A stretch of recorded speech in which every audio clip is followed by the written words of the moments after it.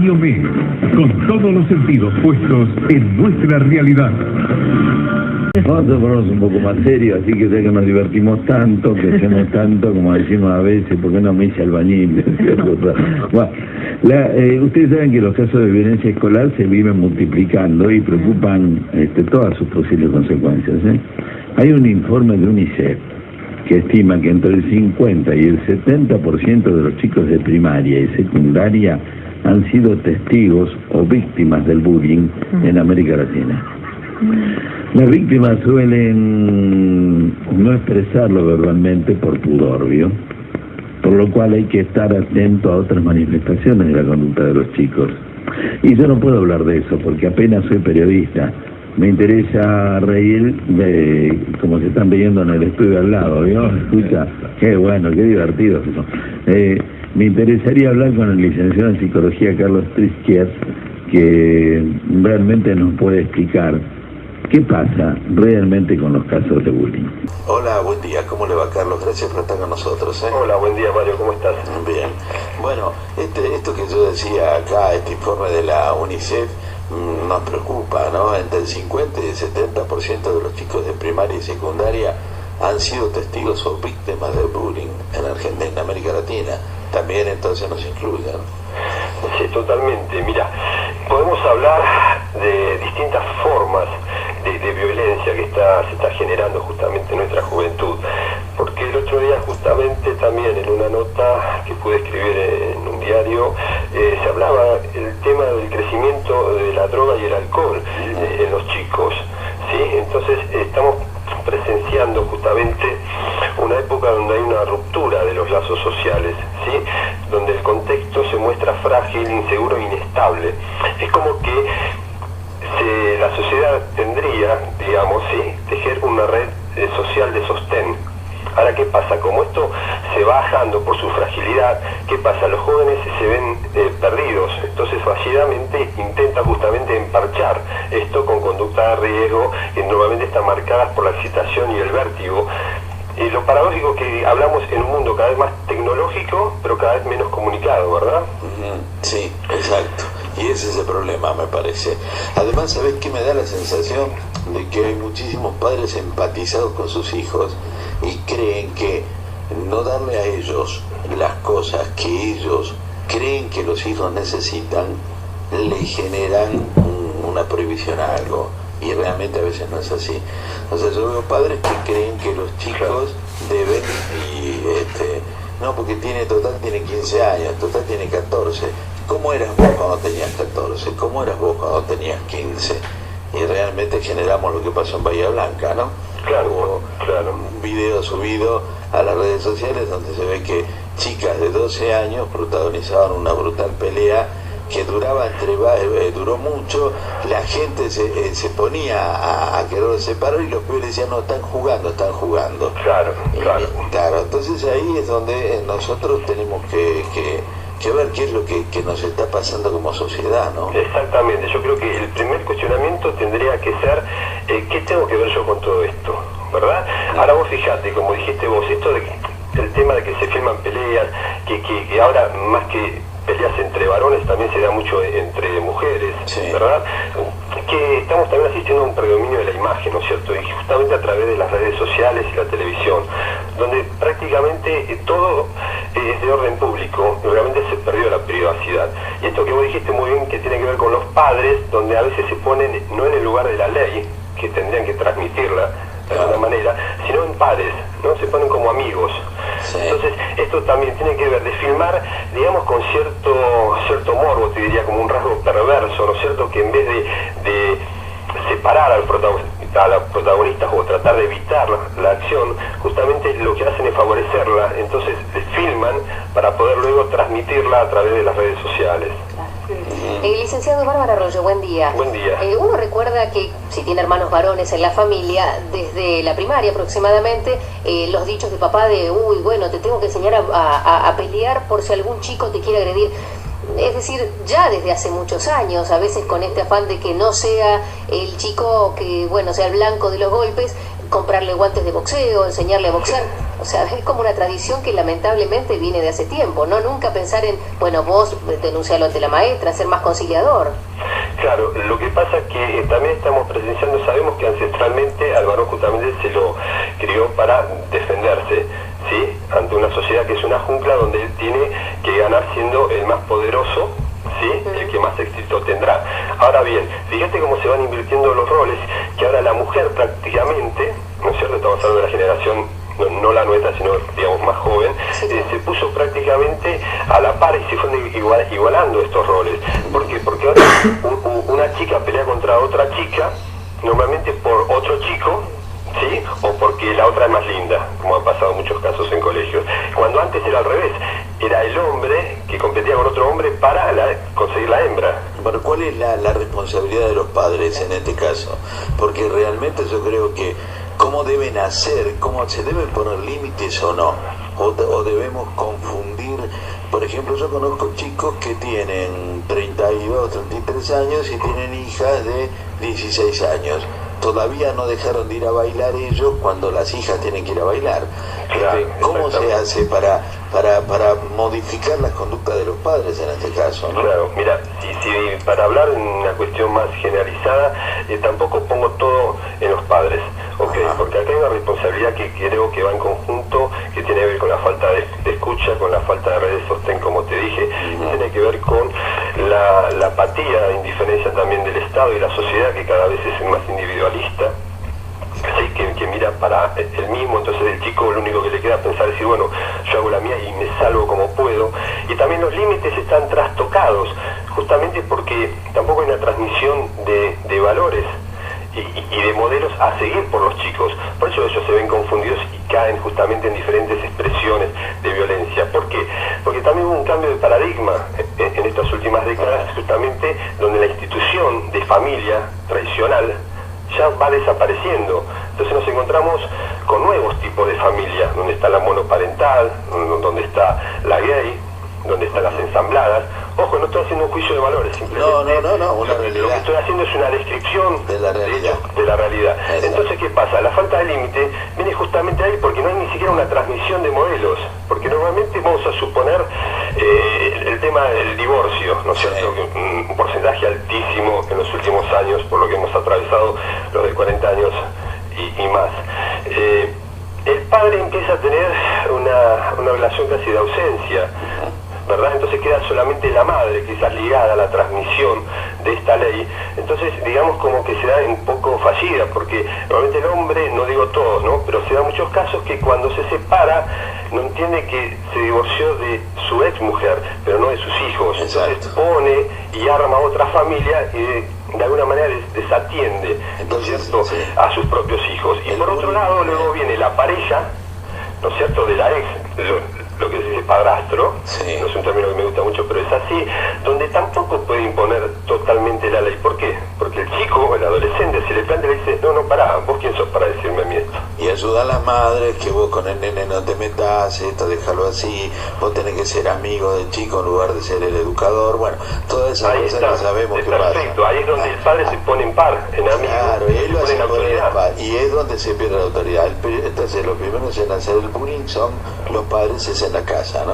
Claro. Carlos, buen día. Andrea Glickman. Buen día, Andrea. Y en cuanto a la escuela, ¿qué puede hacer para tomar medidas de prevención? Porque es donde también pasa el adolescente la mayor parte del tiempo. ¿Qué rol cumple el colegio, no solo los padres, digamos, en todo esto? Exactamente. Mira, lo que abrimos la nota, por lo que ustedes me habían preguntado, justamente era por el bullying. ¿Sí? Ahora bien, nosotros tenemos que entender al bullying como justamente otro tipo de violencia, pero esta silenciosa. ¿Sí? Porque el bullying significa acoso, ¿no? Intimidación y hostigamiento que se realiza en forma reiterada y persistente. ¿Qué pasa? Al ser silenciosa se naturaliza, entonces se minimiza y se legitima. ¿Sí? Porque en general el que es bulliado, ¿cuál es? Es el chico víctima por discriminación, ya sea raza, más débil, religión, gordo, petizo, flaca, gordo, incapacidades físicas, tuerto, manco, ¿no es cierto? Bueno, pero ¿qué pasa? Atrás de todo esto, realmente hay un pedido de ayuda que no llega porque no hay escucha. El bullying normalmente mantiene una relación de poder sobre sus víctimas. Entonces, ¿qué pasa? Al haber un lugar vacío donde la ley paterna, ¿sí?, es fallida o falta, no se puede transmitir, esto luego también trasciende a la familia y pasa a la escuela. Claro. Que pasa exactamente lo mismo, es como una consecuencia, una rueda que va girando, ¿sí? Y en un círculo vicioso realmente falla totalmente el Estado, las instituciones, no hay programas. Entonces, ¿qué pasa? Estamos desde la familia, desde el inicio, pasa a la escuela y luego a la institucional y la sociedad.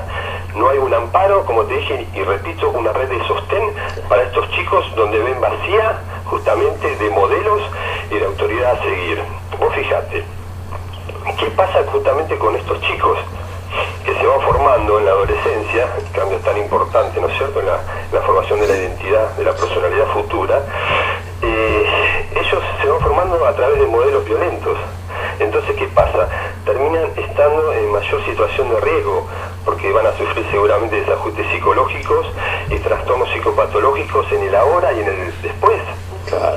O sea, las consecuencias que tienen va a ser desde la baja autoestima, van a bajar el rendimiento escolar, van a tener desconfianza en la sociedad, en el resto de los compañeros, hacia el mundo exterior, van a sufrir ansiedad, depresión, y además podemos pensar, ¿no es cierto?, que el chico que sufre justamente de bullying puede expresar la violencia ya sea hacia afuera, ¿sí?, que ustedes ven muchos casos, sobre todo en Estados Unidos, que entra uno con una ametralladora y bajó a 3 o 4, ¿cierto? O bien lo hace hacia sí mismo. Claro. Entonces hay una ideación de suicidio peligrosa también como consecuencia de sufrir estos ataques, ¿sí? Este tipo de violencia silenciosa, como te decía.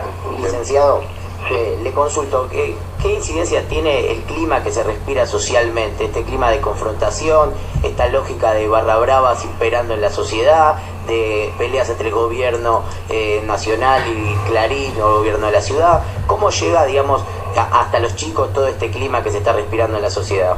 No, bueno, justamente los chicos son esponjas, por eso un poco tiene que ver con lo que veníamos hablando, ¿no es cierto? Que fue la primera cuestión o pregunta, que yo también la contestaba con otra pregunta: ¿qué tenemos que ver nosotros como adultos, como sociedad, con todo esto? A ver, ¿qué es lo que ven los chicos? Si hablamos justamente que, además de roles parejos, donde la mujer fue avanzando, también hay roles invertidos, ¿sí? La policía, que nos tiene que proteger, produce más caos y reprime cuando tiene que calmar cierta situación, ¿correcto? Así también, no digo todo, pero en general puede pasar que la policía, en vez de cuidar que no nos roben, también nos roban.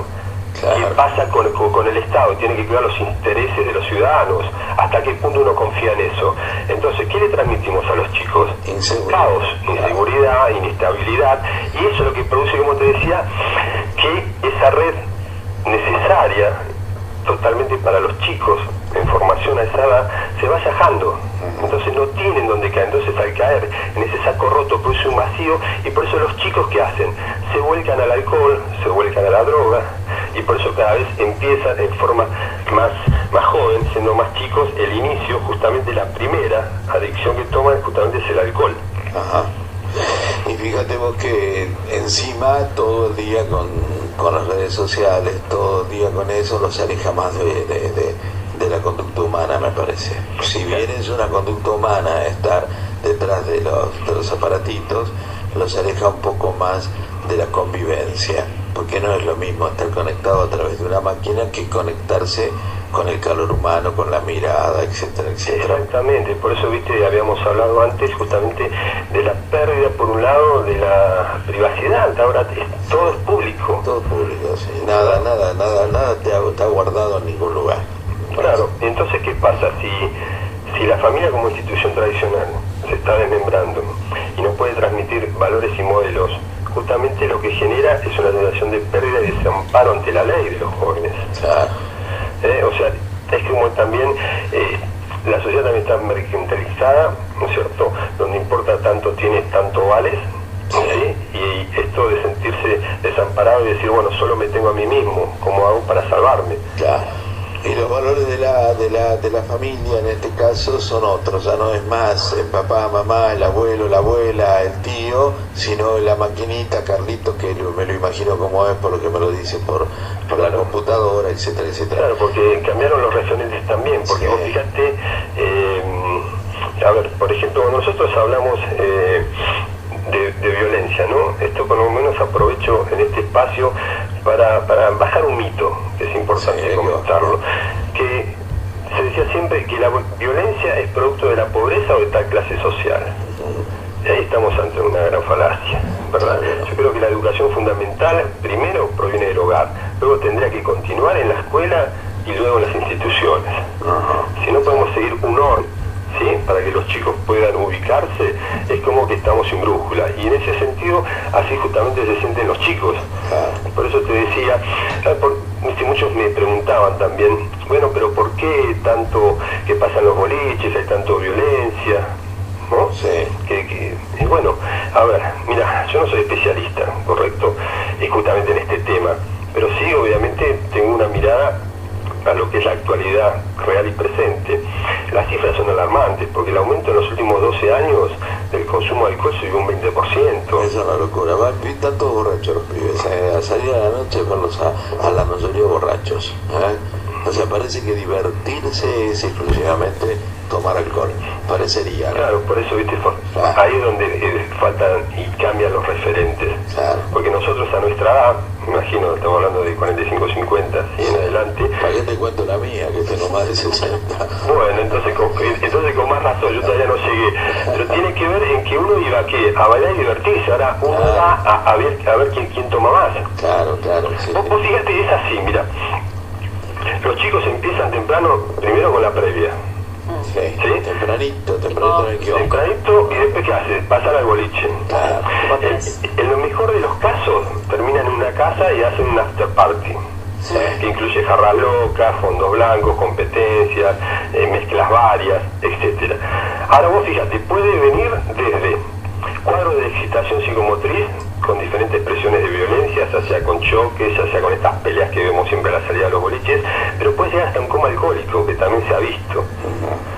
Y todo tiene que ver también, ¿sabes con qué? A esa edad, con la importancia de pertenecer a un grupo de pares. Claro. ¿No es cierto? Para que no lo excluyan, uno a veces se mete en algo que no quiere. Sí, señor.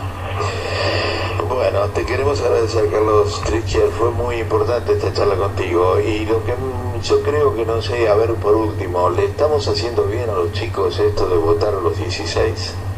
Bueno, ahí ya nos estamos metiendo en otro tema que a veces yo no sé si se responde más a una necesidad que realmente los chicos solicitan, que creo que no lo han hecho, no lo han hecho, no lo quieren. O a una necesidad que creo que tiene que ver con intereses propios del gobierno de turno, ¿verdad? Y hay algunos padres que dicen que mis hijos crezcan rápido, así me los saco de encima lo más rápido posible. Sí, bueno, pero mira, con la adolescencia tardía hasta los 36 no te lo sacás, ¿sabes? Bueno, te damos un abrazo, gracias por estar con nosotros. No, gracias por haber participado con ustedes, fue muy bien.